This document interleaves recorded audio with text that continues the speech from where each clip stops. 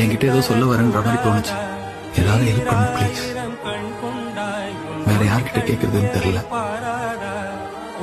நீதான் குலதெய்வம், ப்ளீஸ். வணக்கம். நிறைய பேர் முருகனை நினைக்கும்போது நான் முருகனை நினைக்கிறேன், முருகன் என்ன நினைக்கிறாரு தெரியலையே அப்படின்வாங்க. நீங்கள் எப்போ உங்கள் நாவலில் முருகனோட நினைவு வந்துட்டோ, முருகனோட பெயர் வந்துச்சோ, எப்போ உங்கள் திருப்புகள் உங்கள் மனதில் பாட ஆரம்பித்தீர்களோ, எப்பொழுது உங்களால் கந்தசஷ்டி கவசமும் கந்த அலங்காரமும் கந்தன் கருணையும் பாடும்போது உங்கள் மனமும் பாடியதோ, அப்பொழுதே முருகன் உங்களை நிறுத்திவிட்டார். அதனால்தான் தேவர்கள் சொல்லுவார்கள், வெளிக்கு துணை திருமென் மலர் பாதங்கள், மெய்மை குன்றா மொழிக்கு துணை முருகா எனும் நாமங்கள், முன்பு செய்த பழிக்கு துணை அவன் பன்னிரு தோளும், பயந்தனி வலிக்கு துணை வடிவேல் செங்கோடன் மயூரமே.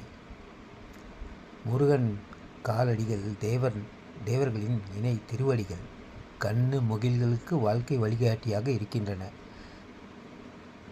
முருகன் பாதங்களை நாம் எப்பொழுது நினைக்கிறோமோ அப்பொழுதே முருகன் உங்களை நினைத்துவிட்டார் என்று நினைத்து வாழ்வில் எல்லா வளமும் வெற்றியும் பெறுங்கள் என்று வாழ்த்தி, யாம் இருக்க பயமேன் முருகா கந்தா கடம்பா கார்த்திகேயா வடிவேலா என்று பாடலுடன் முடிவிடுகிறேன். நன்றி, வணக்கம்.